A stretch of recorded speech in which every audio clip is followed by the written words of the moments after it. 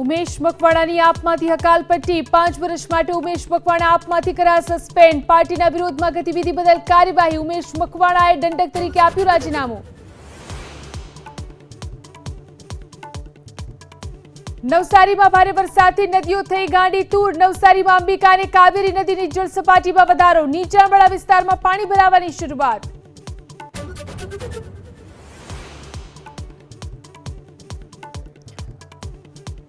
સુરતના કામરેજની વ્રજનંદન સોસાયટીમાં ખાડીના પૂર સોસાયટીના રહીશો પાલિકાની કચેરીએ પહોંચી મહિલાઓએ કચેરીમાં મચાવ્યો હોબાળો